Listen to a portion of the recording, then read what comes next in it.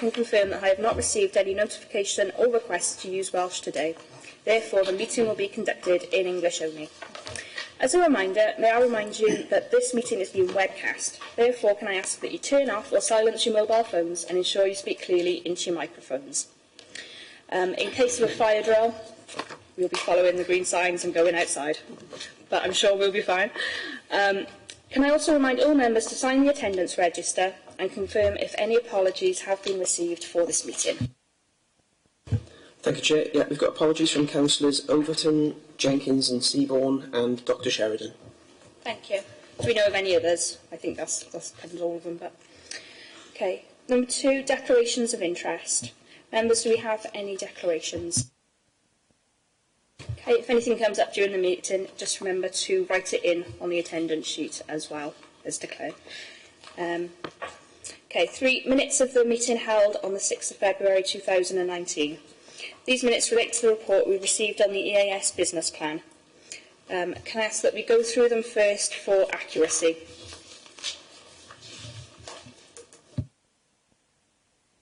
Has anybody noted any mistakes that they wish corrected in the minutes? No. In that case, are we happy to confirm them as an accurate account of the meeting? Have a mover and seconder? Everyone happy? Yep. Okay. Going on then to the action sheet. Can we have an update on any actions outstanding?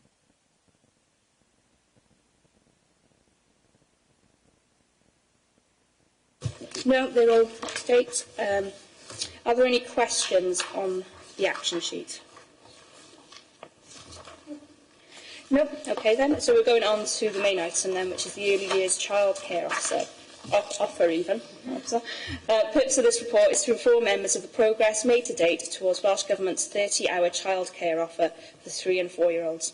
Members have been asked in particular to consider if the 30-hour childcare offer pilot is benefiting the children in Torfaen eligible for the scheme, and in particular if it is A. enabling more parents, particularly mothers, to return to work, B. increasing the disposable income of those in work and help counteract poverty for those in low-paid jobs, and C. encouraging child development and school readiness. Members have been asked specifically to provide comments on the progress of Phase 2 of the pilot scheme, which will be fed back to Welsh Government for consideration. So today we've got Sharon Davis, Head of School Improvement, Charlotte Dickens, Early Years Manager, and Hayley Morgan, Childcare Manager. Unfortunately, the officer we invited from Blaenau Gwent is unable to attend today, as they had to attend another meeting in Welsh Government. I think what we'll do first is we just quickly go around the table and introduce ourselves, because I've said your names, but, you know, who's who, and then we'll go from there and you can introduce yourselves. Obviously, I'm Jess Powell, I'm the Chair. Garrett Thomas, Democratic Services. Sharon Davis, Head of Learning. Charlotte Dickens, Early Years Manager. Hayley Morgan, Childcare Manager. Cathy Evans, Councillor. Kelly Preston, Councillor. Lorna Redmond, Co-opted Councillor. Colette Thomas, Councillor. Glenn Cowan, Councillor. Bernard Williams, Co-opted Member. Leanne Scarlett, Scrutiny Officer. Thank you. If I hand over to you then. Introduce the report. As you quite rightly said, Torfaen is now part of Phase 2 of the childcare offer that was implemented last year in some local authorities across Wales as Phase 1. It's still the pilot period, and I believe when's it rolled out? 2020? 2020. So we have Welsh Government are very interested in our feedback with them, as it is a pilot. It's still a pilot period. We, as I've said, we've come in as Phase 2. We are the engagement local authority, with Blaenau Gwent being the delivery they were part of phase 1, and we've been in collaboration with Blaenau Gwent before we entered into phase 2, and that's why we put our names forward in entering in phase 2, because we felt confident enough. We'd been in collaboration with Blaenau Gwent, we'd been in discussions with them, and therefore felt confident in implementing being part of phase 2. Now, we in Torfaen, we rolled out the phase across borough-wide, whereas in some local authorities, they've done it within specific wards within the borough. Our main reason was that we're a small borough and we wanted to phase it out across borough-wide rather than particular wards. We felt that was unfair if we didn't. So that was our main thinking there, and because that was the thinking behind Blaenau Gwent as well. They had done it borough-wide. We were able then, as I said, we were collaborating with them and therefore felt that was the best way forward for us. So this is our second term. It was launched in September in Torfaen, and this is our second term within phase 2. So that's where we're at.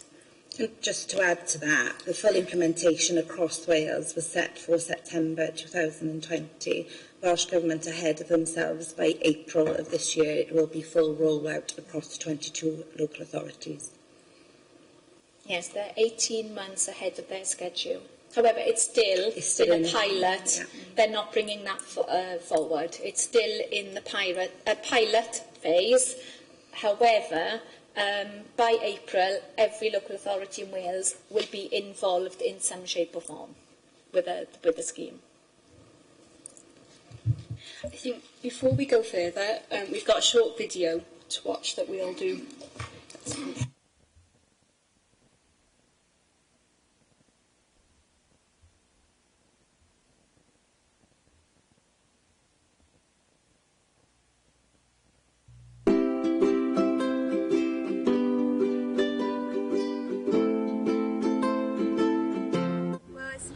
I can work more. I work from home as a blogger, so before the childcare offer I was turning a lot of work down because I couldn't physically do the work with the 2 little ones, so it's meant that I can put them in for full days and then work full time at home.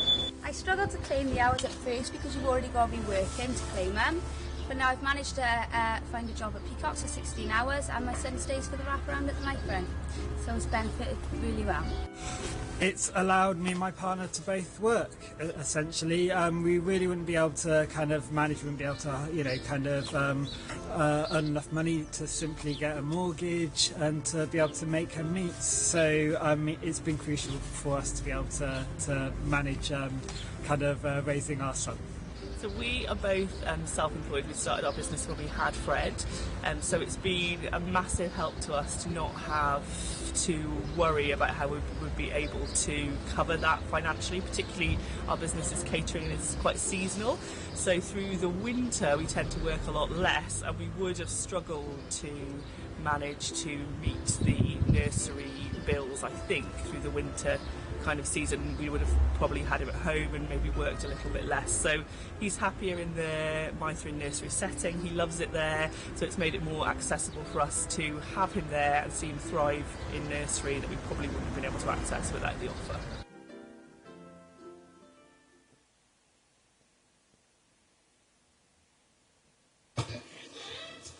Okay then, so if I open it up to questions, I don't know if anybody has something they want to start with, or I will. Ian? Wow.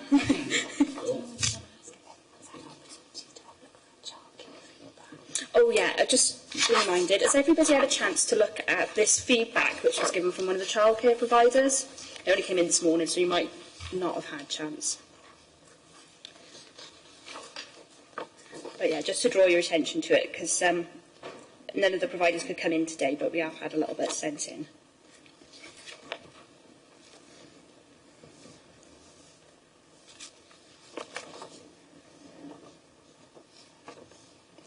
Okay, so if you want to have a look at that, you can. Whilst we're doing that, if I ask the first question then, what were the main lessons learned from phase 1 of the pilot? What has changed as a result of lessons learned, and have those worked, or have we gone back to how it was in the beginning? So Welsh Government have undertaken and commissioned an evaluation of the first year of the pilot. That was 7 local authorities across Wales within our region. That was Blaen y Gwent, who rolled it across their authority, and Caerphilly Part Authority. I would say that Welsh Government is still sort of in collaboration with all the authorities that are delivering the offer, because as far as the offer, it is the same, but how they are delivering the systems as administrations and eligibility are very different. But page 8 of the evaluation has got some statistics that they have collected from those 7 local authorities that I'll bring to your attention. So 60% or more have reported there's more opportunities for training and learning development. So that's parents' feedback, that they are having to gain, they can gain training and learning development. 88% reporting across the 7 local authorities there's more disposable income coming into the household. 66% feel that work-related decisions are more flexible, so perhaps they've been able to increase their hours as a result of the 30-hour childcare. 40% access more hours of formal childcare, so their child is attending childcare more, and that's probably because they have increased their hours, but that's all beneficial as well to their child for their social and learning development.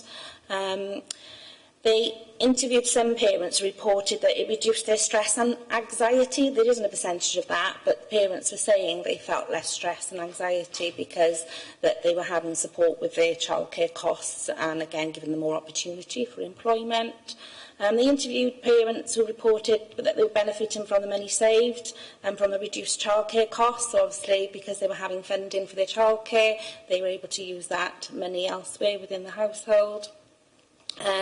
Most parents, 60%, heard about the offer from existing childcare providers. The majority, that's 90%, used the same childcare provider, so perhaps they were already accessing the provider. And just to pay attention to this feedback, some of our childcare providers have said they haven't seen new parents, but it just means that their places are being funded. 60% of the parents used informal childcare alongside others, and 30% have accessed Welsh medium childcare. 59% of parents access childcare during the school holidays, so I think there has been more of an opportunity with the childcare offer for that holiday provision and that childcare during those times, especially if their parents perhaps at term time only, but they can still have that offer, or full-time working parents. Welsh Government have also commissioned for evaluation for this year, so there will be a report where we obviously in Torfaen be contributing to that report. And just to add, it's the same evaluators that are conducting the report for continuity. Okay. My next question is, in 1.5 of the report, there's the aims of the childcare offer policy.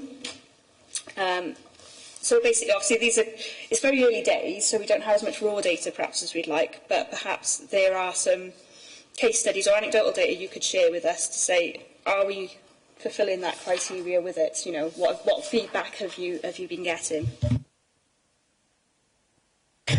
As Charlotte has already said from the evaluation, that to enable more parents, particularly mothers, to return to work, 60% report more opportunities for training, learning and development. And 67 reported they had more flexibility in the types of jobs they were able to do and the hours that they work.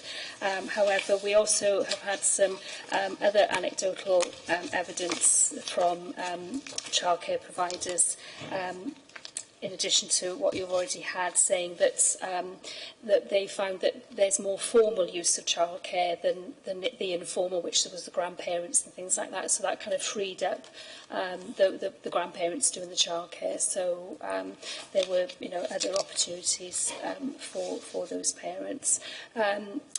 To increase the disposable income of those in work and help counteract poverty for those in low-paid jobs, again, 88% reported they had more disposable income, so therefore they're able to then reintroduce that income back into the local economy as well. So it's kind of, hopefully, it's going to be a bit of a win-win for Torfaen and further afield as well.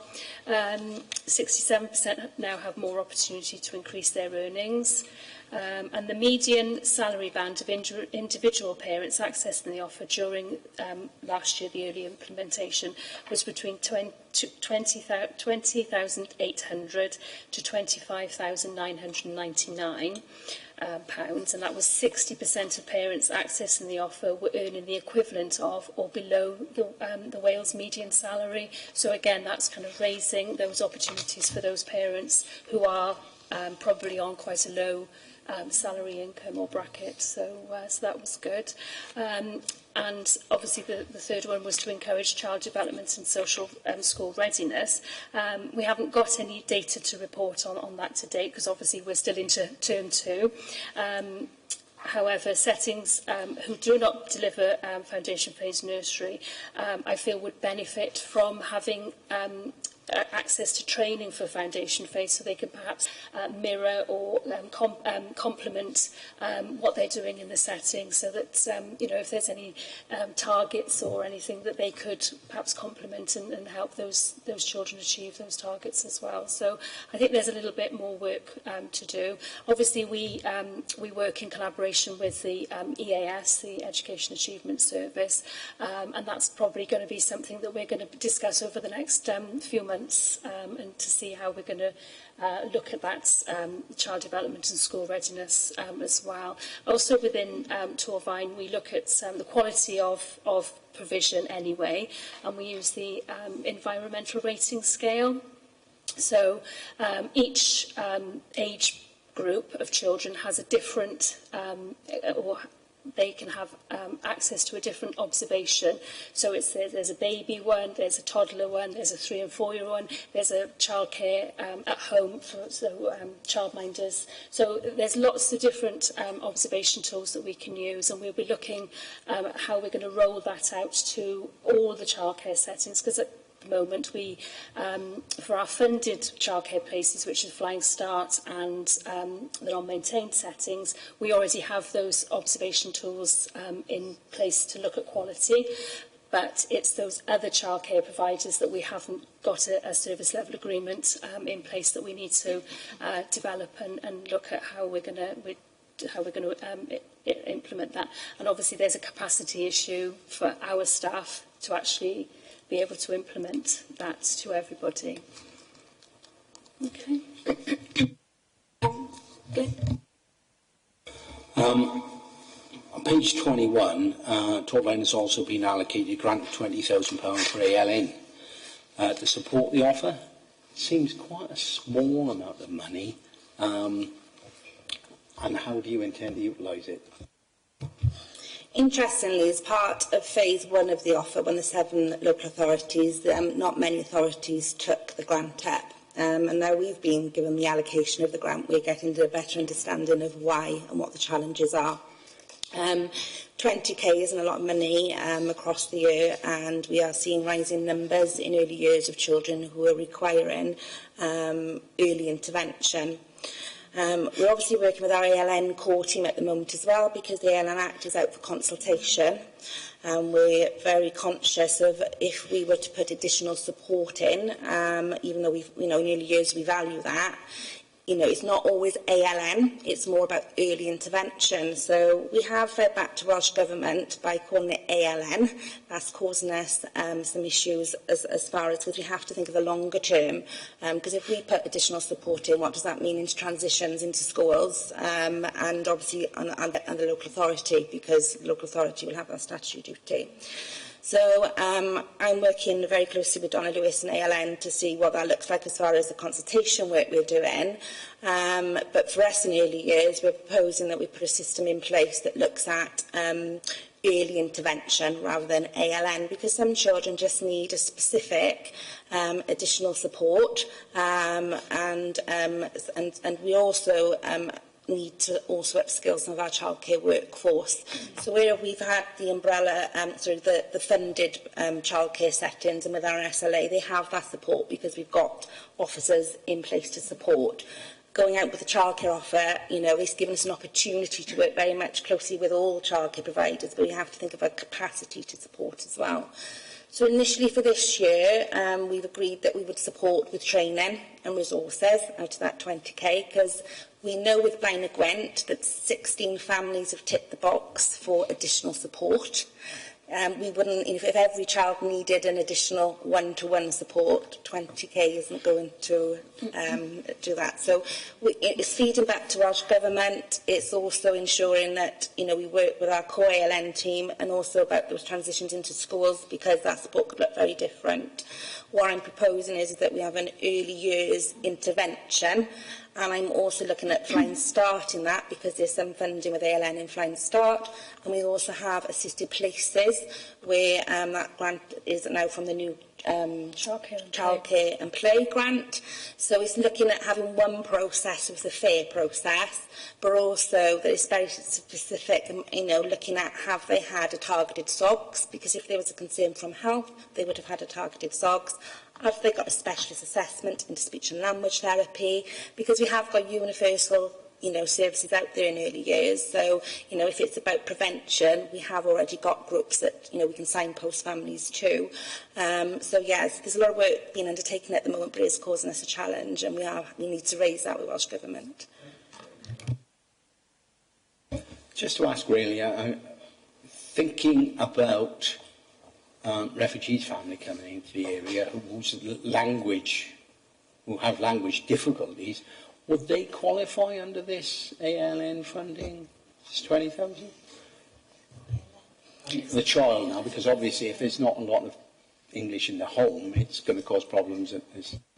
Not under the ALN funding, because that wouldn't be seen as ALN, with English being a second language. We'd have to look into that. It wouldn't necessarily trigger ALN, but that doesn't mean, as Charlotte said, we're trying to get Welsh Government to reword it for early intervention. Yes. Therefore, they would be picked up through early intervention in that respect, and not just, not pigeonholed, but labelled the ALN, because, as Charlotte alluded, they wouldn't have had an assessment. How would you assess that? It's difficult then to support them. However, if we were to rephrase it as early intervention, that can incorporate so many other needs that would be appropriate. Can I? In that case, just get back in and say, well, do we have a cunning plan for dealing with these children if there's not this funding available? Because I know that when a child goes into primary education, then there is support. But it's looking at what we currently, as Charlotte said, there are other areas we can signpost to, that there are universal out there. It's seeing if there is a gap there, if there is provision there, and what we can signpost, and if not, how would we then address that back with what we currently have and with capacity. Can I just add to what's already been said? As Charlotte already mentioned, we have the Assisted Places grants, and that's now under the flexible funding pilot that Torfaen is part of. However, we have had some asylum seeker children access that grant because parents are accessing training, perhaps to do English as a second language kind of training. So we've provided childcare for those parents to do that training. So there are some other avenues that are accessible for those children and parents. Moving on to paragraph 2.2. I was interested to know what are the main reasons for applications not being approved, and do we think basically that the information parents are getting pre-application is clear enough for them to understand, whether they will be eligible or not? I think the applications, or those that aren't applying, they either fall into the capacity that they aren't working the correct number of hours, or that there's only one family member actually working, so therefore it's got to be two parents if this is in a two-parent household that is working. I think the work that we did prior to rollout, we did a lot of engagement with families, we did a lot of engagement with childcare providers, and I think from the research data that we had, that a lot of providers did their own kind of promotion of the offer, because obviously they wanted to probably keep their families and their children. So we did a lot of that work, and other reasons why perhaps parents may be kind of they may have applied, but they may have not provided the correct paperwork to actually fulfil the criteria for being funded. Sorry, just to come back on that then. So if there's a portion of parents that are not providing the correct information, the correct materials, is there support there to help people to do that? Because it may be a case that they don't know how to, they may be able not to access the IT that they need to. I'm sure that's a small number, but it still may be the case. So are we providing support to parents through the application process, particularly those parents that will need that? We also have a childcare engagement officer to help support both childcare providers and parents. She does a lot of, I seem to say a lot of, but she's doing a lot of engagement. She's going to a lot of groups. She goes to our Flying Start groups. She goes to non-Flying Start. So she's all over the borough. And obviously, if parents are identifying that there are problems, then she could certainly help with providing that support for parents. And also, if they haven't given the correct documentation or the appropriate, then they are told exactly, there is guidance for them on what exactly is needed.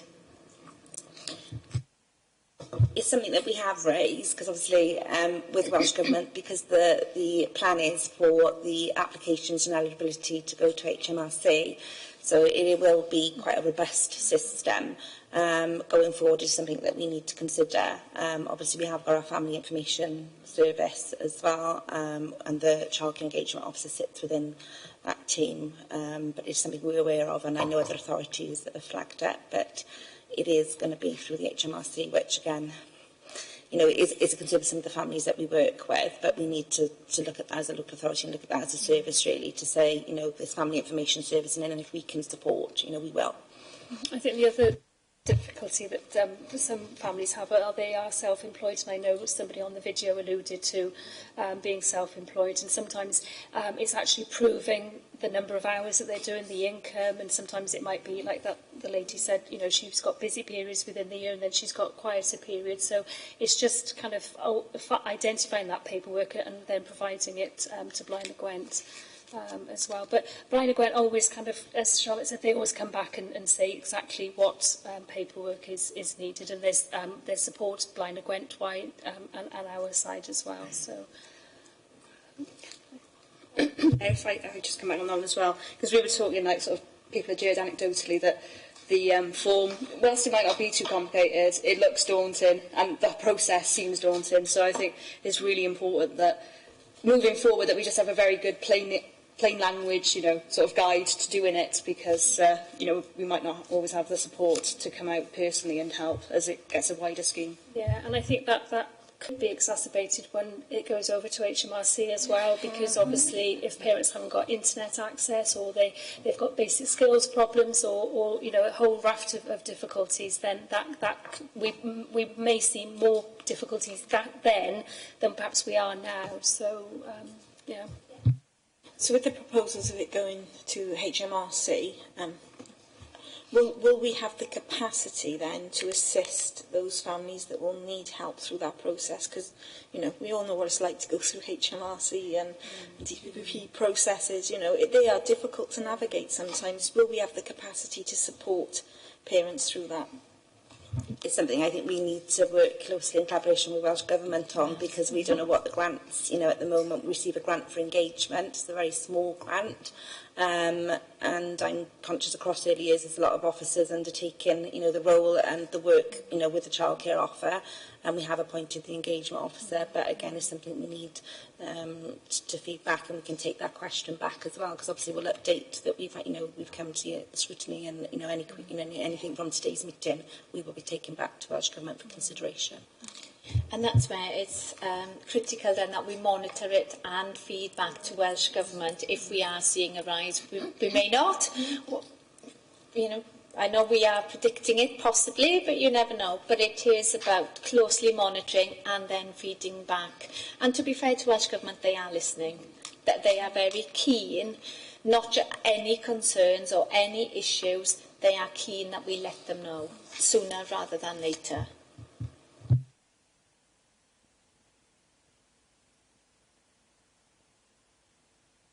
I will make a quick comment before I say that. In a previous incarnation, I used to do a lot of work with HMRC. I wish you luck, because we used to spend hours on the phone just trying to get through to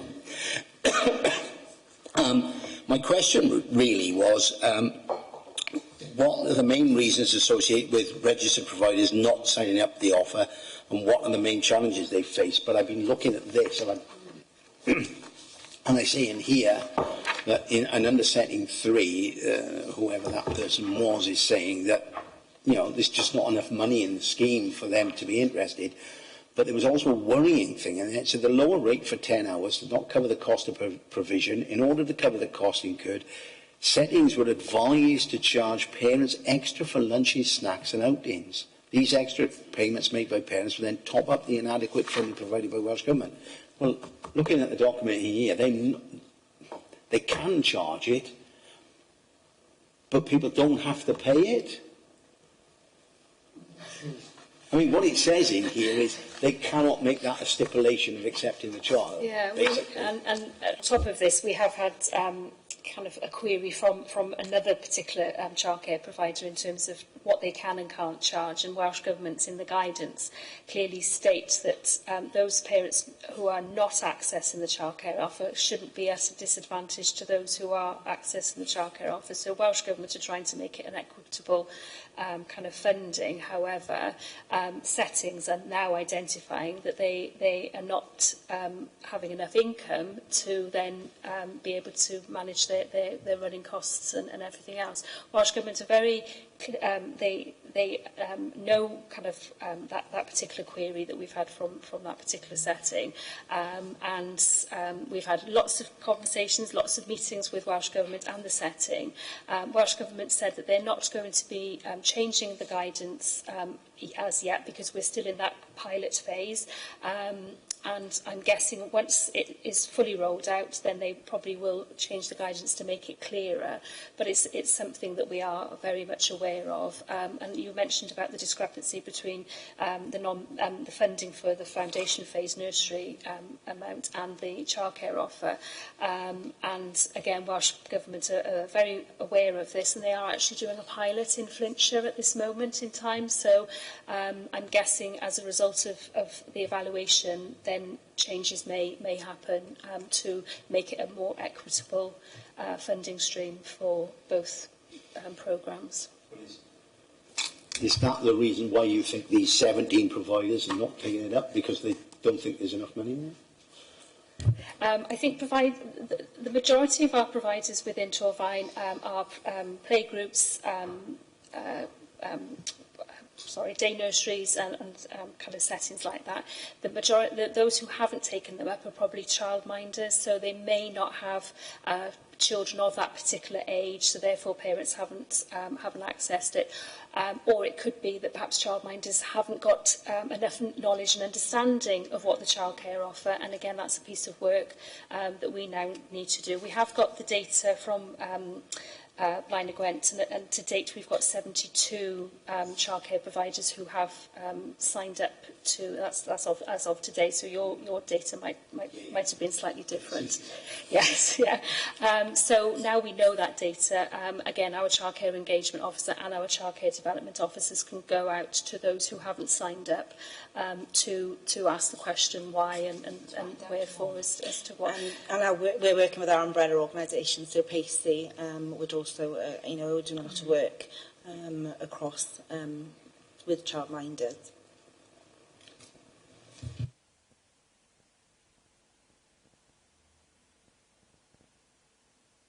Just I'd ask, just while we're looking at the feedback from providers, there's a couple of examples there of the difficulties some of the providers have had in recuperating the money for the offer. So they talk about admin time, staff the time it takes staff to complete things, how long they have to wait, because they usually in childcare you charge a month in advance, but they have to wait a month. And I just wonder, is that something that's being fed back regularly to Welsh Government, particularly for smaller providers, because that can have a massive impact? Yeah, that's something we met with Welsh Government recently, and they're very keen to meet with us. Interestingly, we need to also feedback some of this back to Blaenau Gwent, because obviously they're administrating that and doing, their processes. But no, it is that feedback and collaboration is ongoing.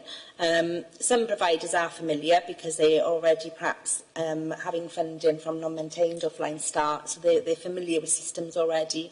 And obviously, we've gone out to the wider childcare sector, and some of them perhaps haven't got the IT or elements of that. There is a small pot grant funding coming through to us for capital grant, where childcare providers will be able to apply for grants up to 10,000.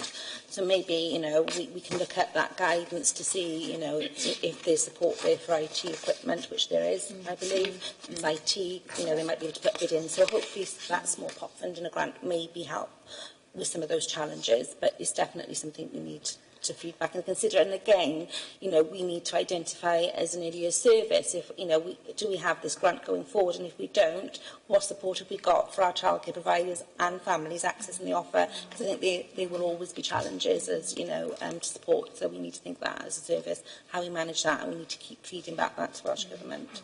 I think the other difficulty is that obviously within Torfaen we've got the other local authorities that are neighbouring us, and therefore some of the providers are actually providing childcare for a number of different authorities, and systems are different, and I'm guessing that's why Welsh Government want HMRC to roll out to do the eligibility, because it would be one system, so everybody would kind of have the same, whereas now it's quite different. So, but we will feed this back to Blaenau Gwent as well. One of the issues that is mentioned in these settings is the fact that they aren't paid in arrears, whereas most childcare is funded in advance. I'm just wondering, have you any idea what the Welsh Government feel are the obstacles to them not providing it in advance? I think the difficulty is that Welsh Government allow each local authority to come up with their own system. So I think in year one, I think there were 7 local authorities doing 7 different systems. So I don't, and because it was so new, I think people try to make the best as to how they could develop it and if within their own authority. So it's probably going to be something that's going to evolve as time goes by. Really, we haven't got any kind of answers to that. Really, I'm afraid. No, other than, because say Blaenau Gwent have got their systems, and it could be some, another delivery local authority could be doing it, in advance, because there isn't any consistency.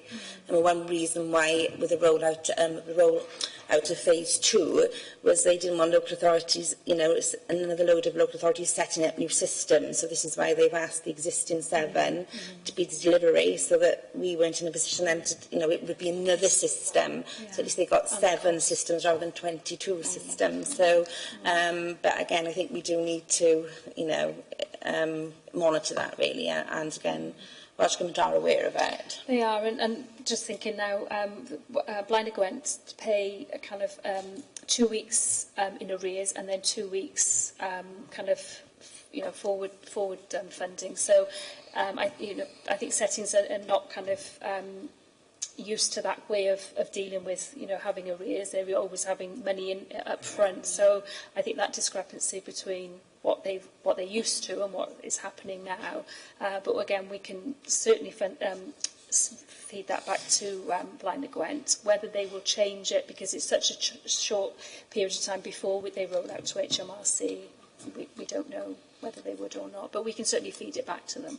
And I think we have to acknowledge as well, we are working closely with admissions, because obviously admissions fund the educational places.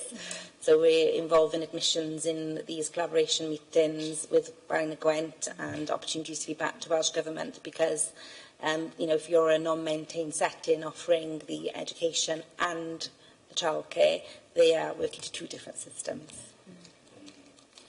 I got Cathy next.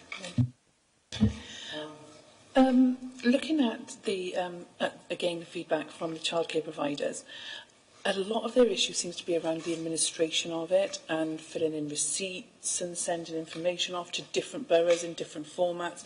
Is HMRC going to take over this part of it as well, or is that going to be by borough? My understanding is that HMRC will be doing everything. But we've got a meeting in May with Welsh Government, and hopefully we're going to find out more information then. So we're a bit in the dark as much as you are, I'm afraid. So I think as far as the application process and the eligibility process, I think they, sure that will be HMRC. It's the funding allocation, which I think they haven't really come to an agreement. So really then, if a lot of childcare providers are struggling with the administration of sending receipts back to a borough, HMRC system is not going to be any easier. So this is going to become if it's all going to be centralised to HMRC, this is going to become a worse problem than it is now. Do you envisage this is going to put childcare providers off, accepting children with the childcare provision? Again, a very difficult question to answer because we don't know what it's going to look like. We can feed all of this back to Welsh Government and hopefully that they will listen. One of the Welsh Government officers, Claire MacDonald, has worked with HMRC in the past, and I believe she's the one that's leading on kind of moving the HMRC eligibility forward. So I'm guessing that she is aware of all these concerns, but again, we will feed that back. And it's also, once we get clarification, then we can start putting things in place. As we've got the engagement officer, we've got other officers that can support, but until we know exactly what that offer is, it's hard then to try and predict what support is needed, because we could either work on worst case scenario and think, right, what is worst case scenario, or we can think, we could have a whole different scenarios there that isn't effective or proactive in that respect. So hopefully in May now, we've been assured that there'll be more detail coming out. Once we get what that detail is, we can then start the ball rolling and have discussions and start to predict what that impact could be back with us.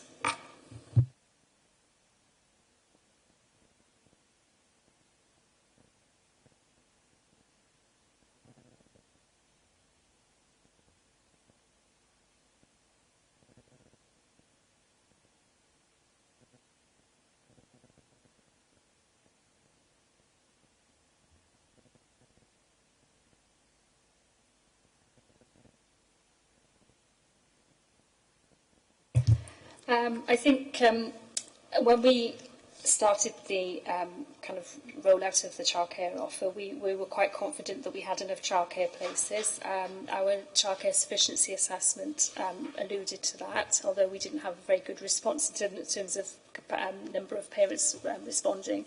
However, the CSA did come up with school holidays as being an issue. As Charlotte has already talked about, we have been successful in the capital funding bid, and we were granted all our big builds in terms of linking in with the 21st century schools. So we are starting to look at how we're going to roll out the capital funding in terms of providing childcare on school sites. Charlotte was very keen for it not just to be 3- and 4-year-old childcare places because of sustainability. Settings, might start off for a year or two, and then funding and lots of other reasons they could fall by the wayside. So all of the capital grants is for 0 to 12-year-old provision.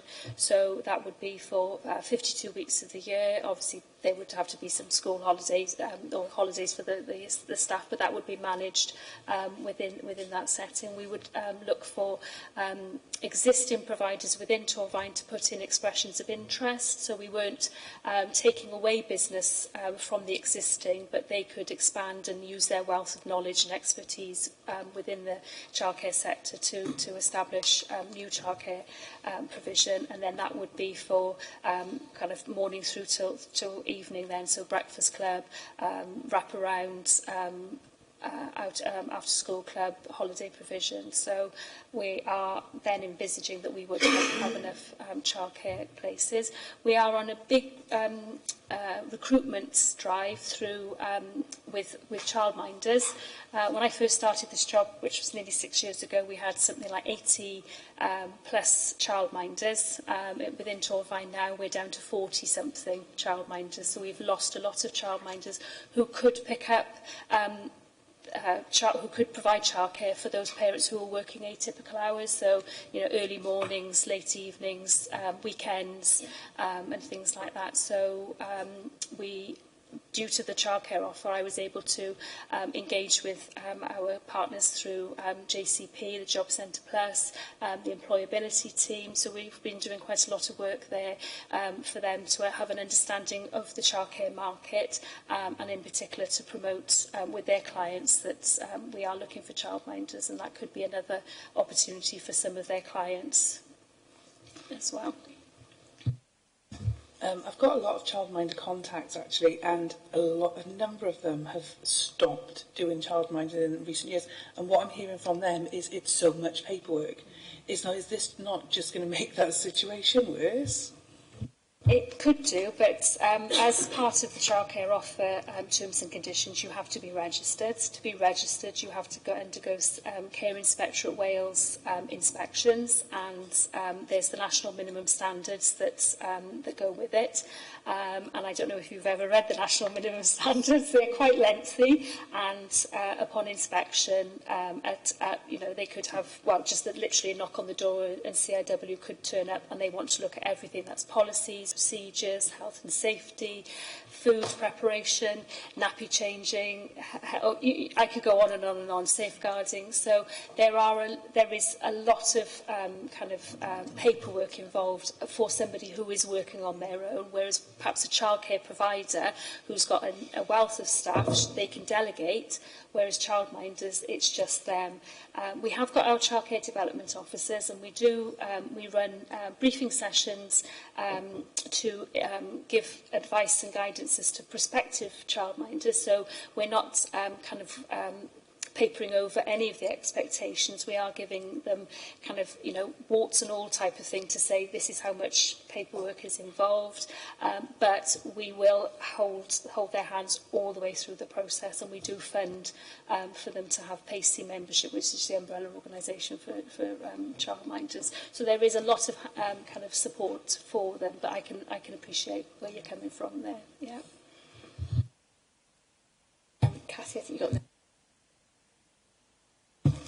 In May 2018, the BBC reported that parents weren't taking up the offer of free childcare. Is this the case in Torfaen, and do you have any ideas why, if it is? I think when the childcare offer was rolled out last year, I think a lot of parents thought it was too good to be true. That they thought that there was some catch, or that they would have to. I think some of the difficulty is the difference between they're paying tax childcare and the childcare offer, and how that affects their tax credit, what's it called? Sorry. Child tax credit. That's it, yeah. Sorry, my mind blank then. So I think there was that lack of understanding, really. Obviously, as I said before, if they are in a two-family household, then they've both got to be working. So it's just making sure that parents understand the criteria of what is required to actually access the offer. Some families choose not to because they are quite happy using their informal childcare, so grandparents and the like. So it's just using our childcare engagement officer to speak to parents to kind of dispel some of the myths that they may have kind of thought about the childcare offer previously. Okay, so I've got one. The Children's Commissioner has previously stated she would like Welsh Government to rethink its childcare offer so children of non-working parents can also benefit.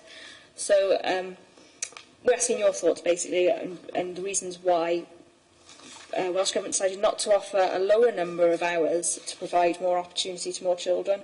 So in particular, we're thinking, around Welsh Government's aims, if you're only working 1 or 2 days a week, that is when, this sort of offer would be very good, but you're not eligible, so thoughts on that? I mean, as you're aware from the report, the childcare offers an employability, about employability, getting people back into the workforce. Obviously, childcare is a very crucial part of that. I mean, our thoughts on that. I know Welsh Government are evaluating with parents through Talk Childcare.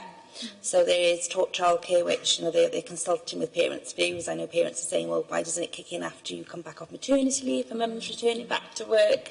So, there is consideration for that. I think they need to look at childcare as a whole because, we've got Flying Start, which is targeted to 2 to 3 year olds. You've got the childcare offer if you're working parents, and we've got assisted places, which is a small pot that, we can assist if they meet the criteria and there's a need to. But I think, we need to consult, and sort of feed that back. We'll take that question back to Welsh Government as part of this membership. I don't know if Hayley's got anything to add to only that. We've had some families inquire about if they're on training and they can't access the offer. I think in particular we've had nurses say that they can't access it, and I think it all goes back to kind of those who are working in the employability agenda, but those who are paying tax as well. So I think it's quite a complex kind of issue that perhaps Welsh Government, they are listening to our feedback, and as I said, they're not changing the guidance as yet, but when it's fully rolled out, or in 2020, maybe they may change the guidance and the criteria for that as well. So on the back of that as well, because we're talking about the mix of sort of grants available, so you've got like Flying Start, etc., etc. So how is this interacting with that? And talking about the paperwork, for example, are there any plans to sort of streamline the process for different ones to make it easier? We wish we could, but again, obviously, Blaenau Gwent are doing the administration, so their processes are different to us. And obviously, going forward, it'll be HMRC. But yeah, for families and childcare providers accessing, if it could be streamlined to one. I think that's what Welsh Government hoping to achieve with HMRC, even though we've still got our concerns about that, and we will have to think about hand-holding some families and childcare providers through that process. But yeah, we will definitely take that one back. But I think that's probably not one for us to give you an answer on. But yeah, we agree, and it's things that we've raised. But it would be good if it was one process.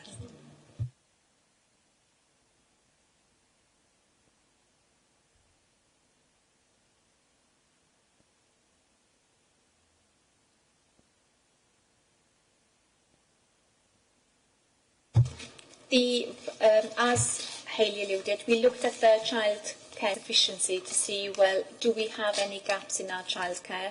We also had to, when we looked at the bid, we also had to look at our 21st century programme, and we also had to look at the WESP bid as well, because Welsh Government want to align. I would say departments within Welsh Government now are talking to each other, so they wanted to see that we had a strategic plan then behind all of these, and that we're not just saying, right, we're going to put childcare here or there. They wanted to see what was our rationale behind it then. So there was a whole raft of evidence then, and in the guidance that we had to look at in any case to guide us as to our decision, so that we weren't just being spontaneous and quite random in our thinking. I think Welsh Government were also very keen to have a streamlined kind of process or a pathway for parents who were accessing perhaps maintained nurseries, so that if the parents dropped off in a maintained nursery and there wasn't childcare on site, then there would be a clunky system as to who was picking the child up, where they would be going, and where the parents would actually pick the child up from, which would be a different setting. So I think Welsh Government were very keen for local authorities to look at that kind of seamless process between foundation phase and childcare, and hence that's why we identified these areas or these particular settings or schools to have that seamless childcare. I suppose my question, I mean, and I'm sure Colette's going to come in with a follow-up as well. I look at this and I see the only provision in the Northern Borough is Gwynflew, which is a Welsh-speaking. Now, I understand that the Welsh Government is pushing the issue of Welsh. However, it does seem odd to me that the only school in the north of the borough is a Welsh-speaking school. You know, where does that leave the non-Welsh-speaking people in the north of the borough, basically? The bid didn't have to be on school sites. We've decided as an LA, it's looking at space and capacity, because we do, and we're very conscious as well, what we didn't want to do through the grant is also put any existing providers in danger, because we do have providers across the borough, and it's also then thinking, well, if we were going to put one here, is that endangering? Are they in competition? Because we can't be doing that for all sorts of reasons, and it wouldn't be right.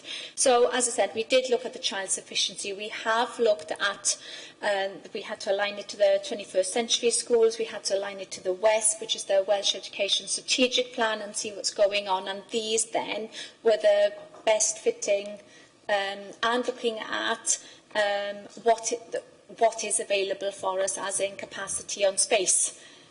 And land, because although it is a lot of money, we want to make the best use of the money that we're given. And also, as I said, we were very successful in the bids we put in. We had to put in an expression of interest last summer, and then put the full bids in by the end of September, I believe, wasn't it? So a big piece of work was done, even to put the expression of interest in. And then even more so then looking at the bids to say, right, what is the evidence out there then? What have we got? Because putting these bids in is very time consuming, and we wanted to be successful. I also know in other local authorities they haven't been as successful for all sorts of reasons, but we tried to use as much evidence and to align the evidence that we did have to other programmes, to the strategic element going on in the LA. Were any other schools considered? We did look at other schools, but it's also looking at then, initially it was childcare sufficiency. Where do we have gaps for childcare? Because that's what this is fundamentally for. It's a childcare grant for us to be able to continue or to increase the delivery of the 30-hour childcare. And then going from that, where the gaps were, who was best placed, and where do we have the space and capacity and so forth going forward. We had a breakdown of the by ward, the take-up by ward area in the borough. That is available. However, there's a little gremlin between Blaen y Gwent and us via the email or the egress email that we tried to send it. When I opened up the file, we just had the childcare providers. Blaen y Gwent's mapping, because they've already done that for us, pinpoints where take-up is within the local authority, and then we can break that down to ward. However, at the moment, we can't somehow get that from Blaen y Gwent to us. So we are going to ask if they can just print it off, and then we can kind of map it ourselves, because we previously asked for that information so that our childcare engagement officers could actually then go to those wards and talk to those parents who perhaps aren't taking up the childcare, don't understand the childcare, or just, you know, and working in partnership with our employability projects as well and programmes, because obviously, you know, it could be that in that ward, you know, there's not many working families, so is that where employability programmes also need to promote and target. So yeah, we hopefully have that information pretty soon, but it was just a technical issue.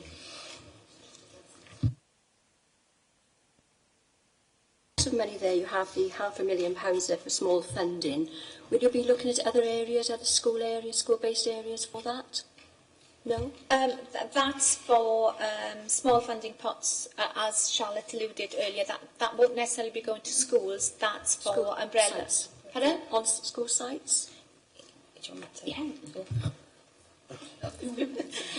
Yes, the small pot funding is for childcare providers to apply. So if that childcare provider is on a school site and they're offering a childcare offer, then they could put an application in for a grant up to £10,000. So it's for any childcare provider who signed up, who's delivering the childcare offer. So we have school site as well. Yes, so we have got childcare providers on school sites who are providing that offer. But not necessarily to schools.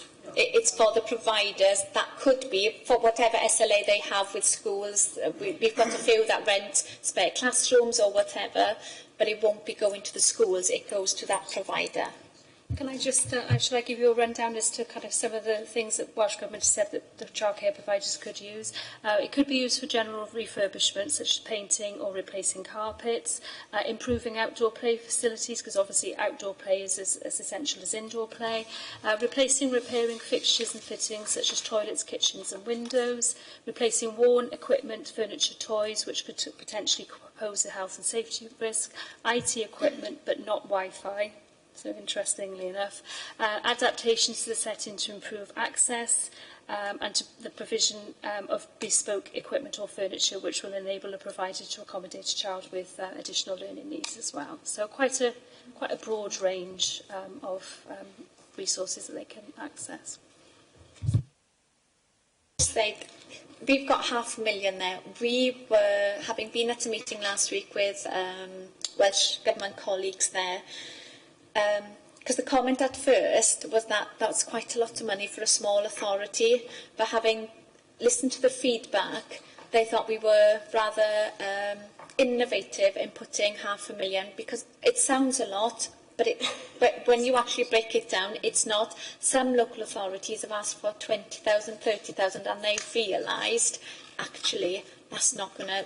It's not going to do anything. So, although initially the comment from Welsh Government when they were looking at it was, oh, that's a bit adventurous, but actually when they've sat down and looked through the programmes and how the money's going to be used, they've said, well, actually, well done, because you've asked for, although it is a lot, you can do a lot with it as well, whereas other local authorities are kind of kicking themselves now because there's no going back and asking for more.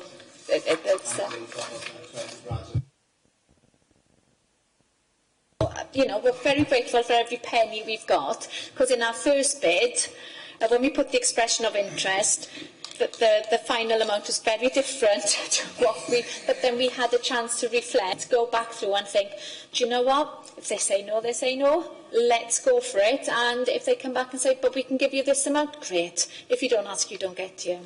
So, there is some guidance that comes with the grants, and I'd just like to draw your attention to that if the grant allocation for childminders and those registered for 8 or fewer children is £5,000, childcare providers registered for 9 to 15 places is £7,500, and childcare providers registered for 16 plus places is the full 10,000. So there is a bit of kind of guidance around that as well. I suppose just to add to that, we'll work now to develop a process, obviously, for application for that. We're looking at developing a panel. We will invite probably our umbrella organisations that support the childcare sector. We're hoping to do that jointly with Blaenau Gwent, and we've got a collaboration day coming up, so we're going to spend the day with them to develop that. So just to give you, what work we're currently undertaking. At the end of the day, we want the money to filter out as quickly as possible to these settings, especially if they're start-up grants, so that it might encourage those childminders or other providers that haven't signed up yet to say, look, if it's a funding element, we can help to put something in place. So. Following up a little bit from the people that haven't signed up, could the childcare offer have an impact on the benefit that the people receiving? Hypothetically, like universal credit. Think about it. Well, as I've already kind of alluded to, we're not quite sure for those parents who aren't accessing it whether they think that they could have an impact on their tax credits and things like that. So again, that's a piece of work that we need to do with our employability colleagues, so Job Centre Plus and the employability team within Adult Education, so that we can fully understand reasons why parents aren't kind of taking it up, but also to inform them so that they can make an informed choice as to whether they want to take up the childcare offer or not. So I think, you know, it sounds a pathetic excuse, but we're term 2 and, you know, a lot of work has already happened, but there's still a lot of work to actually move forward with as well. So it's something that we are aware of and we will be addressing it as well. We've developed an implementation in groups, so we've got a group, and as part of that group, the employability programme leads it on that. So, you know, we have got close collaboration. And we meet on a termly basis for that, so, you know, to keep everyone up to speed and to raise any concerns that that they may have as well.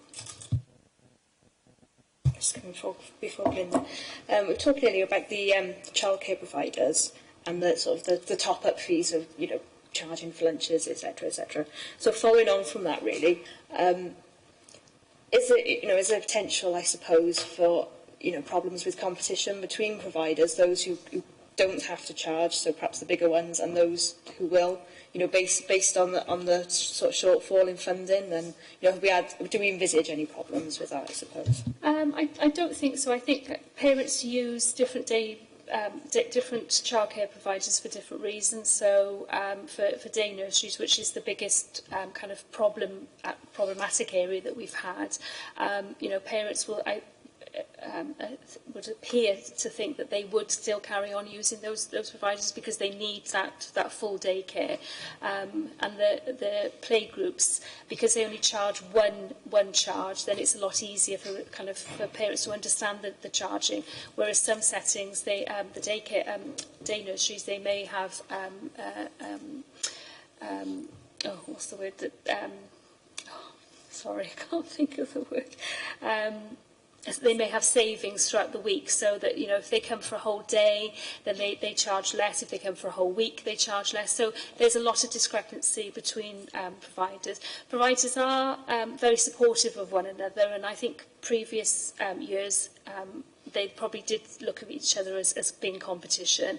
But I think parents, they choose where they go for a number of reasons, and now they work more collaboratively. They have umbrella organisation meetings where they all meet, they discuss the issues. So I think they are you know, more aware of each other's problems and try and support one another rather than seeing it as competition. So, but day nurseries are the particular problematic. It is the day nurseries because of their charging sort of the daily, and like you say, but Welsh Government are acknowledging that. We've been feeding back some childcare providers' feedback, specifically day nurseries. We're meeting with Welsh Government, Blaenau Gwent and a parent as well, because they have fed back some of the challenges with the day nursery. So, and we will be attending that meeting as well. So the very Welsh Government are acknowledging that, you know, there are some sort of challenges out there, but our providers are having support from ourselves and umbrella organisations. And the umbrella organisations are very good at challenging and meeting with Welsh Government also. Thank you, Chair. Page 80 out of 67, it says that to ensure the offer is inclusive to eligible children with SEN, an early implementation period for additional support will be available. What type of additional support are you talking about? And is it up that 20 grand or it is? Yeah, that's relating to the ALN grant of 20k. So, and again, it's what is additional support. And for us in early years, it doesn't mean that it's ALN. If we put the early intervention in, then it might prevent that child being ALN. So again, that's related to that grant. Welsh Government still use SEN. So we to add to the confusion.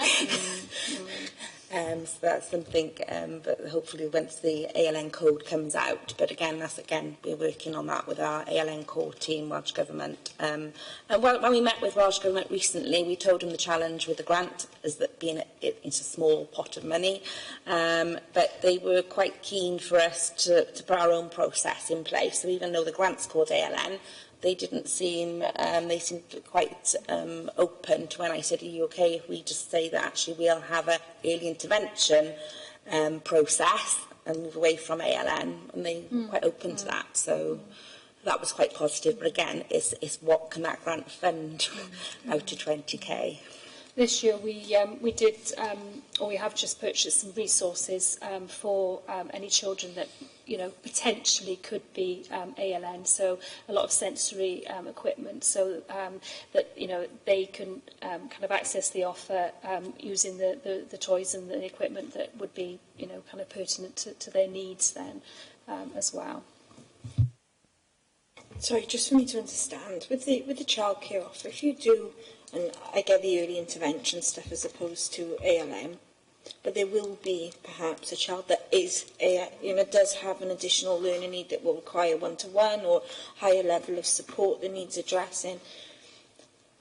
Could there be parents out there that need the 30-hour-a-week childcare offer but are not trying that because their child needs such a high level of support? Is that an issue?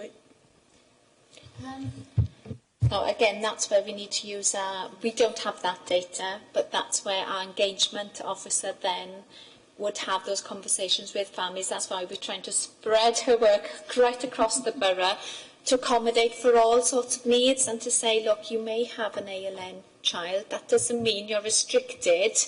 The sooner we know about it, then we can support. We can support, but we need to know about it, and we need to know where... We need those families to come forward. As either Charlotte or Hayley alluded, so far through the process, we know there are 16 families that have ticked to say they have ALN provision coming through. So we do know of those, but equally, are we missing families there? The honest answer is we don't know, and that's why we've got the engagement officer, and that's why we're trying to get the data from Blaenau Gwent. Once we have, then we can do that piece of investigation then to see, are we hitting everybody that's eligible? So with those 16 families, I'm sure some of those could be addressed into the early intervention sort of banner, but if there is a child with additional learning needs that wants to access they're going to access the 30 hours and they need perhaps one-to-one support, or they need a different type of support that wouldn't necessarily be available in a setting. Do we have the capacity to provide that support?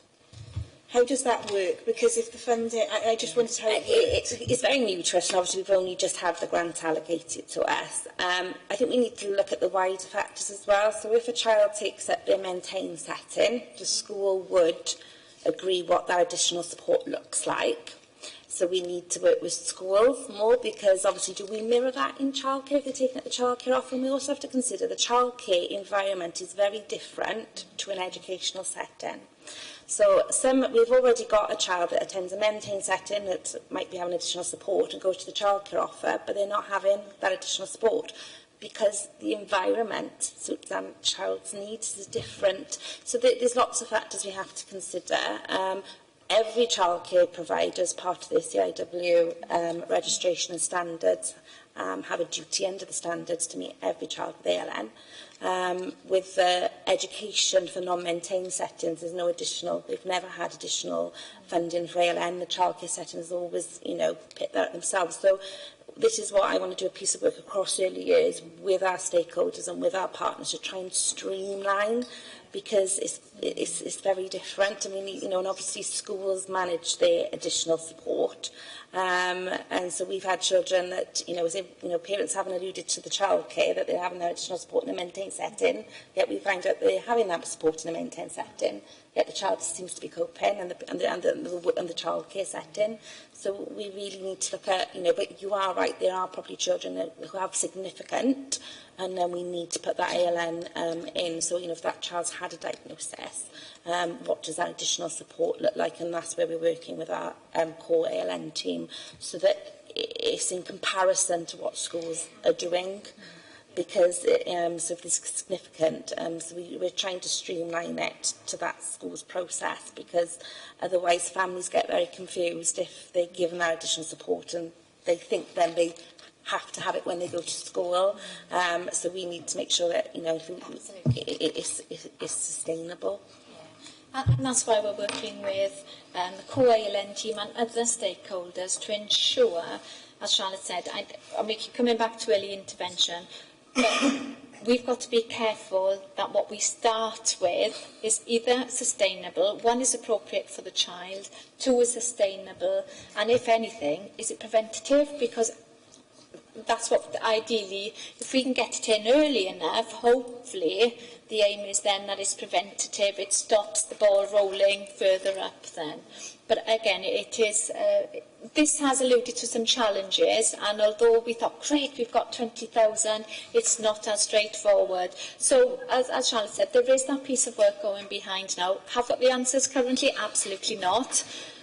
But we are looking to see, and especially it's in line with the ALN bill coming in, not to 25. We need to look at it in any case and tie it all in together so that we as Torfaen, we do have an offer going from north all the way through. Absolutely. We've also asked Welsh Government if they've got any examples of good ALNs to processes with the childcare offer. So they have signposted us to a local authority, and we've asked to see their process. So we are looking at, what's already out there. Is it working? But I think for us in Torfaen, we were very anxious and cautious of we need to streamline it with schools. That we need to add to that is that at the moment, obviously, we work with our Flying Start and our non-maintained settings, and we could potentially know what children are out there, but there are other non-funded childcare providers that may not identify these children, so therefore we can't make use of the educational psychologist to come in and make an assessment and all of that. And, if we can get those childcare providers aware of their duties, then again that's going to make it a lot easier for any parent to access any childcare with if they've got a child with additional needs. It's ensuring that children don't slip through, and then they appear at school and we think, hold on, where have they been till now? Because obviously they haven't just merged it, they've been somewhere up until then. So it's just ensuring that we, that net is cast further. And when I'm talking about early intervention, transitions is part of that, is ensuring that every child's got a transition into schools. Just Curtin, then following on from that, so we're talking about sort of school readiness and picking it up, because obviously there'll be a difference between providers. Some are, early education, and some aren't, and things that will be obvious in an early education setting might not be in a regular child, and vice versa. So I suppose what we're looking at to try and pick those up as much as possible. I think training is essential, and I did allude earlier that I think settings would benefit from having an understanding of the foundation phase philosophy.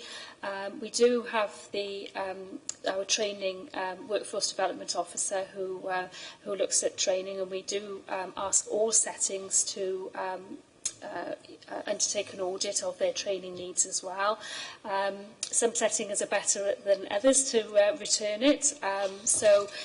This year, for the first time, they've created a Survey Monkey. So we're trying to find new ways of for settings to actually do the return. Last summer, Charlotte and I and Emma Treadgold, we went out and did service level agreement meetings with all our funded settings, and we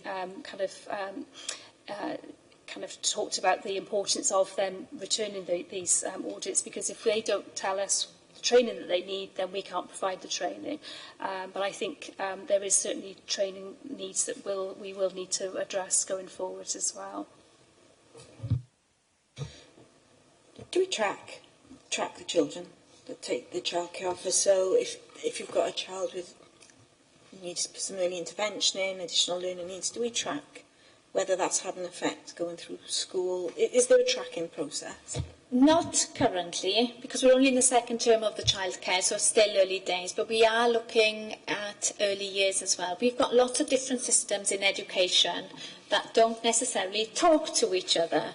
So we are looking, for example, ALN used the one system, so we're looking now to see whether that's, we've got other systems in early years, but looking to see if we can align the one system, and we're investigating that further. Initially, it looks as if it can.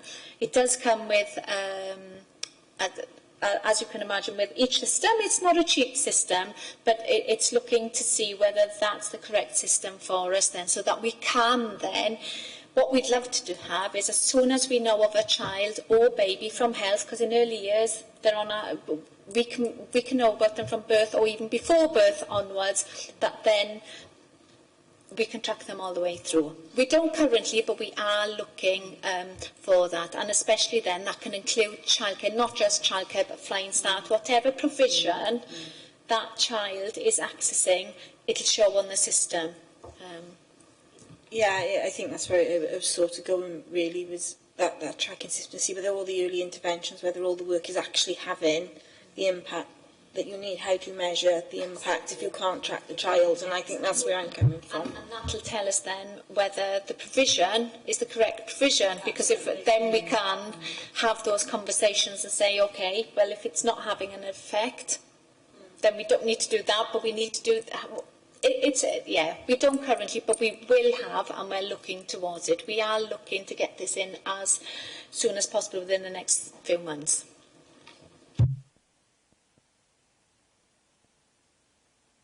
I'm looking at page 58, item 108, and it's on about eligibility based, this is for self-employed. The eligibility is based on the parents' projection of what they'll earn over the next year rather than what they've actually earned over the last year. And then back on page 44 and 32, it says where one or both of the parents are newly self-employed and have not yet met the minimum hours eligibility. The initial start-up period will be allowed of up to 12 months before the parents need to evidence that they're earning the equivalent of 16 hours at national minimum wage per week. Now, there seems to be, to me anyway, there seems to be a little bit of a confusion between those two. But the main part of my question is, if they find out at the end of that projection they are not doing 16 hours at national minimum wage, do we claw the money back, or do we simply stop them accessing it for the following year? I'm guessing, because we're not part of that, because we're not the delivery authority, we're the engagement office, authority, but I would imagine that Blaenau Gwent, the period that they were looking for proof that they are eligible is probably a lot sooner than that 12-month period. I think what Blaenau Gwent say is that they, I could be wrong, but I'm thinking that they're looking at 3 months kind of proof, and then they've got to then prove in retrospect that they have actually provided that evidence to say that they are. I think Blaenau Gwent have alluded that they've seen an increase in those who are self-employed, and that sometimes as the second parent comes on board as part of being self-employed, to allow them to access the childcare offer, but that's probably more anecdotal. But if it means that the parent can access work, then brilliant, and add into the economy as well. It does seem to me that they need to make some clarification between now, because it does say, providing they can meet the minimum earnings of each year over a 3-month period, but then it says that they project over a year. So I think, it does need a bit of clarification between those two items.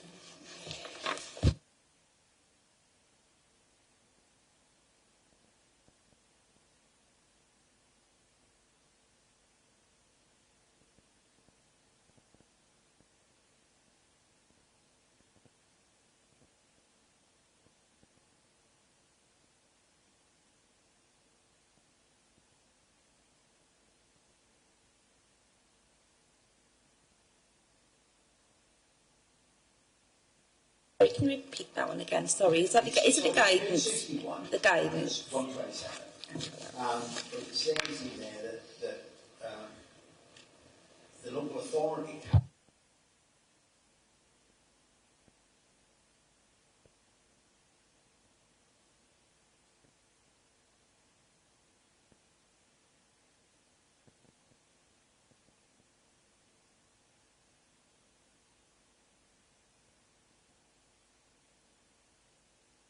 encourage you to sign up. There is no private childcare providers to do the same. No, I think perhaps where Welsh Government are coming from, these are small businesses, and perhaps they haven't got that kind of the backing of of a bigger organisation to actually sign up to that agreement. Obviously, we would encourage settings to sign up, and again, now that it's been raised, we will look into that. Is there any implications for us if we find out that they are?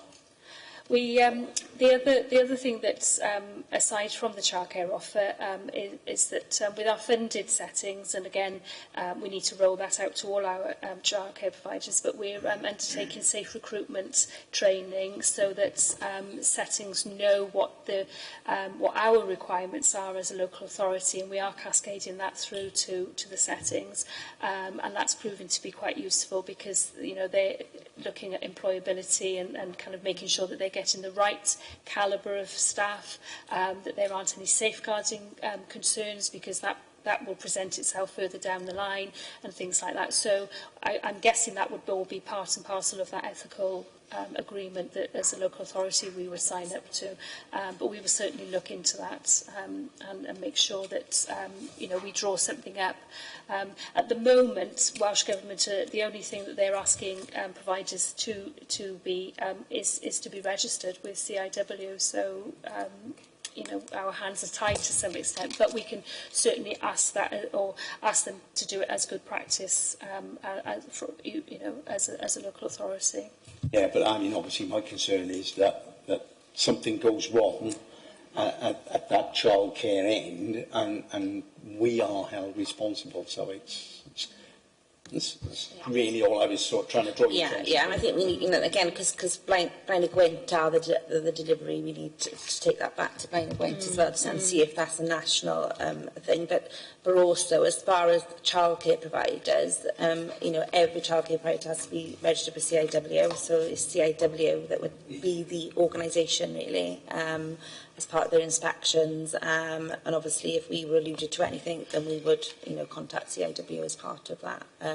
But it is CIW as the governing body for childcare providers. And obviously if it was a safeguarding issue, then we as a local authority always say make a referral to social care and houses straight away. So I think settings are pretty good in that, and there is always room for improvement, so we will kind of address that. We haven't come across any issues so far, but that's not to say that we won't in the future. I mean, it's highly unlikely to happen. But I mean, the thing that popped into my head was somebody is employing somebody on basically slavery terms that we don't know about, who's helping out in one of these nurseries, Billy, did we have an SLA with the providers that we can, there's certain guidance within there, and if they don't adhere to it, we are well within our right then to say, right, we're pulling the SLA because you're not adhering. And I suppose that's the safety net for us as an LA. Another one that occurred to me, it's a great scheme and everything, but there is a concern, I think, around the school readiness point.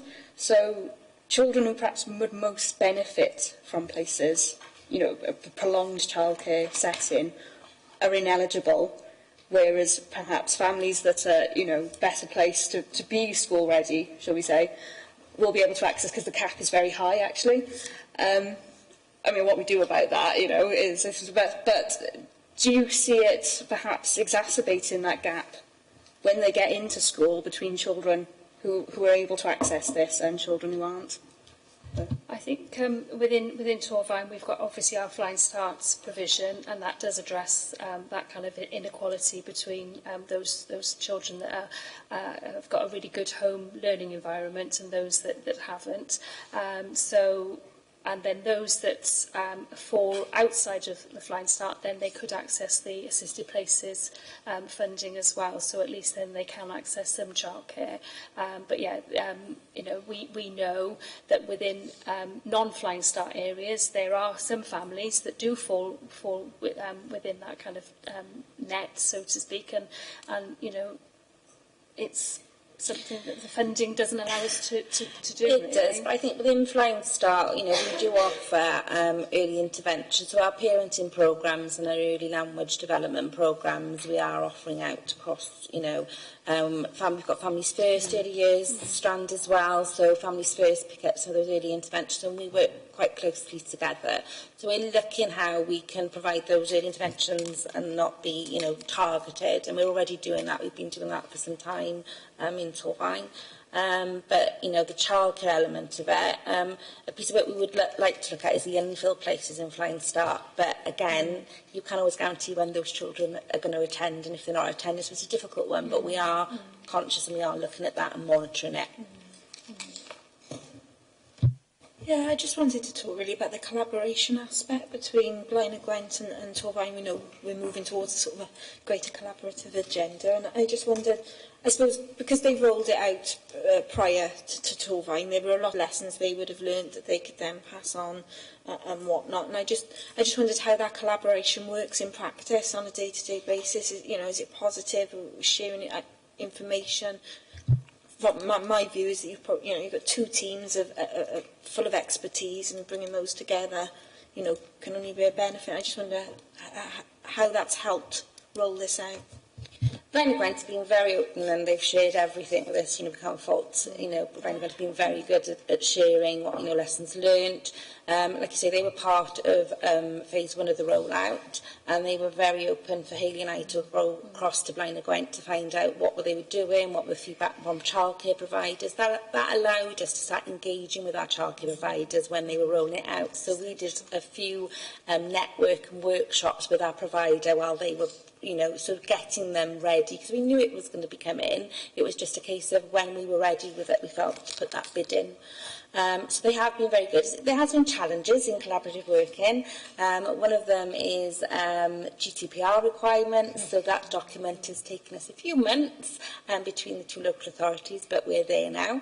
And that's about the sharing of information, really, because at the moment we receive weekly updates which go into Welsh Government of the number of applications received, processed and pending. And we've talked to Welsh Government and say, well, actually, we need more than that, because, like you say, we want to see where is the childcare offer being taken up by ward, so we can send our engagement officer in. And it's not that Blaenau Gwent didn't want to share, it's just the technicalities of that, really. So that has been challenging, but we're there with the GDPR agreement now, and that so hopefully we'll get and receive more data. But it's been quite positive. We meet on a fairly regular basis. We try and meet termly just to have a catch-up anyway. But if there are more pressing concerns, for example, when the childcare provider had this discrepancy with payments and things like that about the top-up charges, we met kind of very quickly and as a whole, really, as a team, both Blaenau Gwent and ourselves, to try and resolve the issue. So we are very reactive in terms of meeting the needs.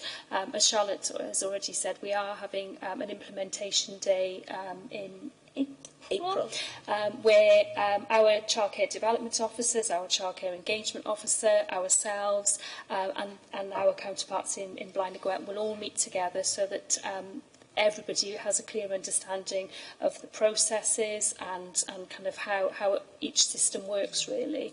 And as Charlotte said, Blaenau Gwent have been faultless. They've been very open in sharing everything with us, and I think that's probably testament as to how well we've managed to roll out the childcare within being only term 2 of the rollout. Yeah, and even to that, we were the announcement was very late of this year of that we've been successful. Obviously, then there was the announcement that we're going to do it different this time by Welsh Government, and Blaenau Gwent are going to be delivery, you're going to be the engagement. Obviously, to get recruitment in those places. So, we assisted Blaenau Gwent, in that delivery, and we were sending out the letters, and it worked very well. But there was a lot of, officers' time coming together to do that. But it does work very well. Oh, and Blaenau Gwent were very forthcoming, as Charlotte said, about the readiness of the settings. They attended some of our open evenings. The officers have been there, even a setting came along and gave their first-hand experiences, and they were there to be able to answer questions. So they've been very forthcoming. It has been a collaboration. Because we've got to make it succeed collectively. It can't just be, well, we can do this bit and that bit's yours. They really have been on board, and with the added, I suppose, whether it's complication or not, that, as you can appreciate, every LA's education department has different services. So the early years department in Blaenau Gwent sat with social care, but that hasn't hindered the process. Dermot's met on Dermot's level. We've all met at different levels to ensure that this is a collaborative approach. And to be fair to Blaenau Gwent, and both Charlotte and all staff involved have been 100% committed and have gone beyond. The enthusiasm has been there as well. Can I just add, I think that good collaborative working between us as an authority, but also kind of nationally, has meant that the rollout was a lot quicker than what Welsh Government predicted, because I think local authorities working together, it has meant that we've kind of surpassed what Welsh Government's agenda was, really. Members, any other questions? No? Okay, well, thank you very much for coming. You're free to go now, and then we'll put together some recommendations. And can I just say thank you as well, because your feedback, it is a pilot phase, so it's about everybody contributing to that feedback. Welsh Government are really, really keen and are listening to feedback, so it is about how can we make this better? How do we get more parents and more children accessing this offer? So thank you for your interest.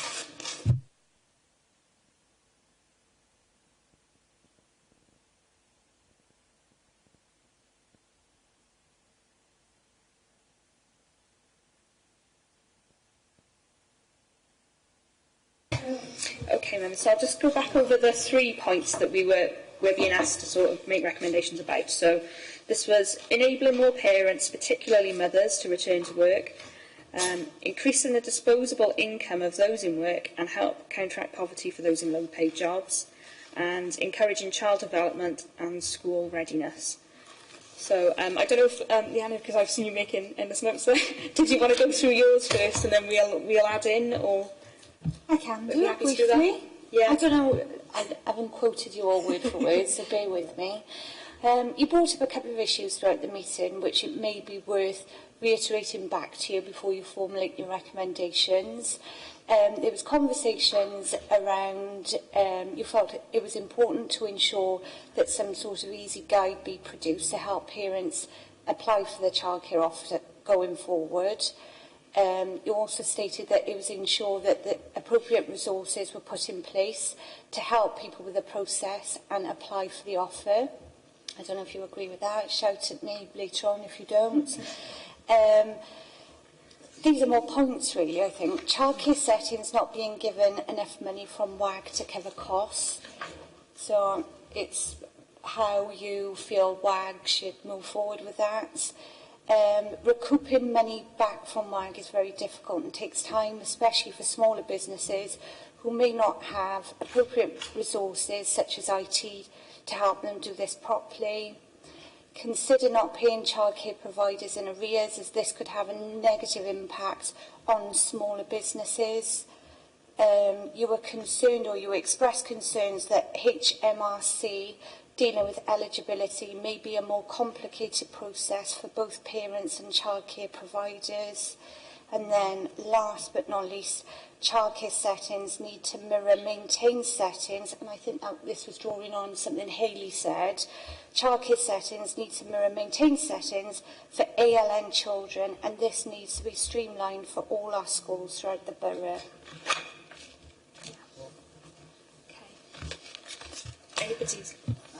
And add a little bit to that last point, because and it relates to a couple of the questions I asked, but it was this: the ALN funding of 20,000 is, in my opinion, inadequate. Yeah. And I think it needs to be broadened. I mean, they're obviously trying with Welsh Government to broaden that offer. And this is around something Kath said earlier. You know, they do not have CAMS in to look at preschool. So there are issues about actually registering this ALN issue. So yeah, I think we need to make the point that we feel that the 20,000 to assist with ALN should be broadened and should be topped up. And I think the other thing is, you know, they've said it in here about the additional help. You know, in 67 it says, you know, early implementation, additional support will be available. But that additional support is within that 20,000, so it's a bit irrelevant, really.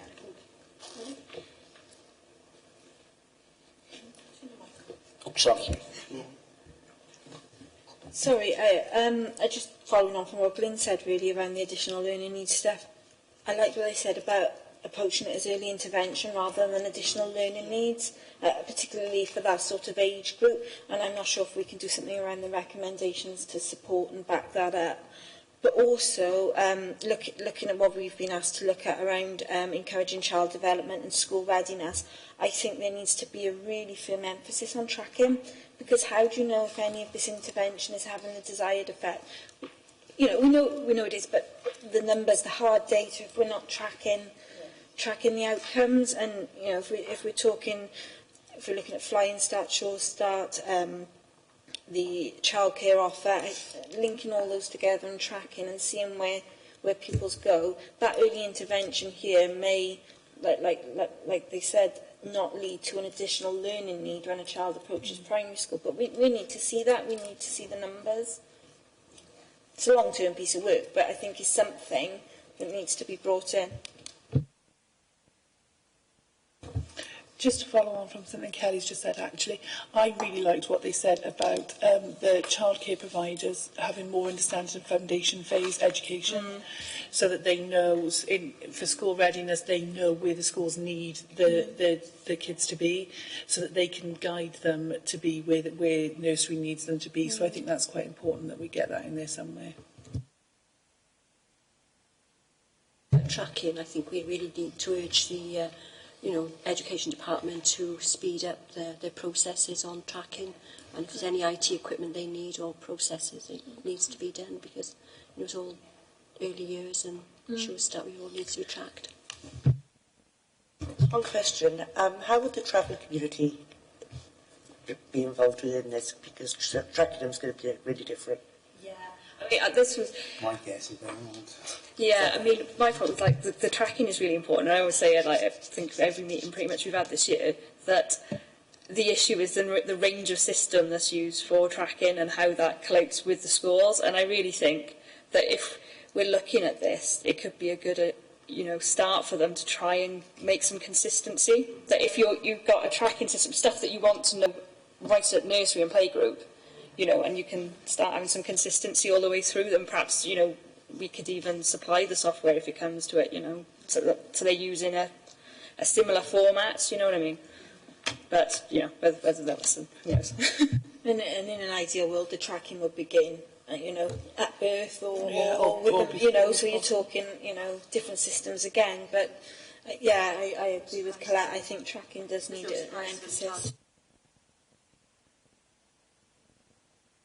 The only other thing I had down was just to sort of, they said that they're doing it, but to mention it explicitly that we check up on how it impacts on benefits, or any potential benefits, because I think that's really important that we're certain on it and it can go into the guide then for people applying.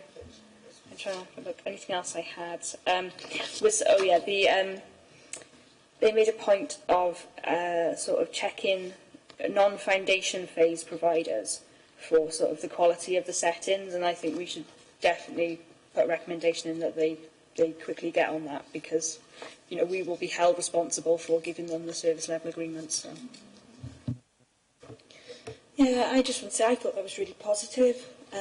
I felt positive about it, and listening to the collaboration and how that's worked. I thought that was really positive as well, and that you can see, and there's a great deal of work gone into this. And you know, I scroll through Facebook, you know, every hour, as most people do now.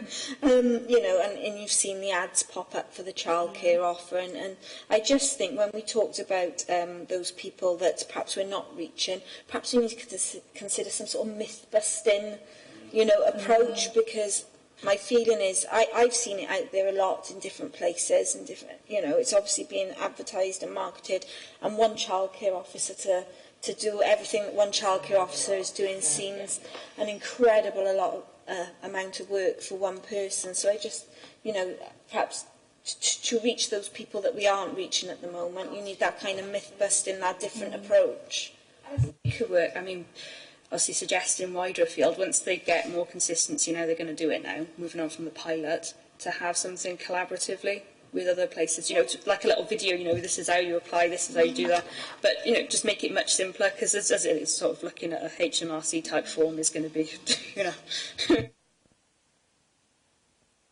Sort of have some reservations, because there were a lot of times when they said, well, you know, Blaenau Gwent hasn't got this information, or Blaenau Gwent has been unable to pass this information on to us.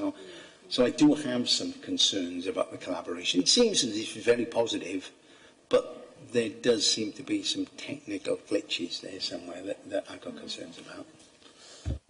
Yeah, I see where Glyn's coming from. From my perspective, it's a pilot, and I suppose that is what a pilot will pick up. It will pick up those snags and those technical issues and things, and I think that's perhaps somewhere.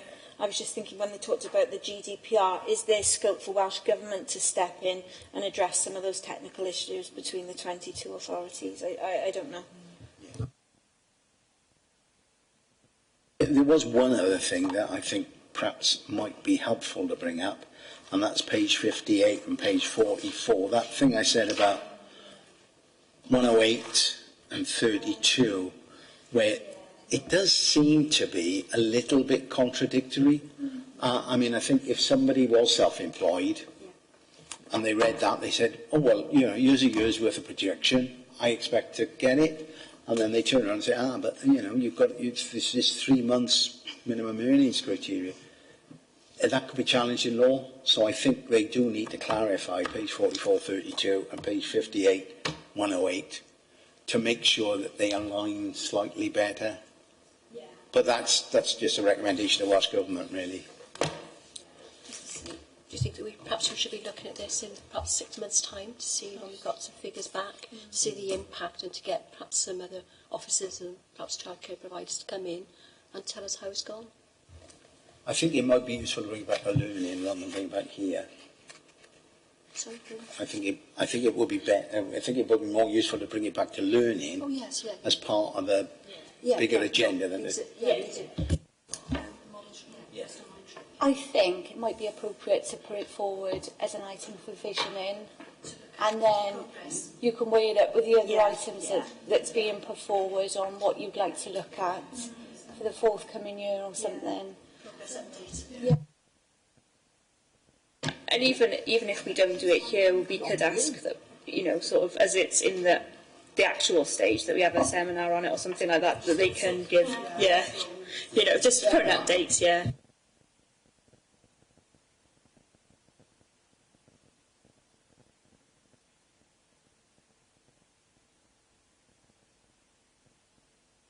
Okay. Any others? We're done? Okay. We think we're done, but we're not, because there is a pro forma that has gone out for the next meeting. I'm not sure what I've done with mine. So at the next meeting we'll be looking at the ALN code and the new statutory requirements. So basically, just have a look at it. Is there anything in particular you want to be included, or anybody in particular you would like to be invited to the meeting? And if you don't think of anyone now, you can always just email in and say. When is the next meeting? May. Oh, 8th of May.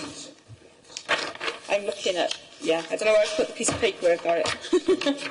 you got one? Oh. Yeah, it's 8th of May is the next meeting, so that would be looking at the ALN there. So if you have any ideas or anything you want to see in particular, just email Leanne and let her know.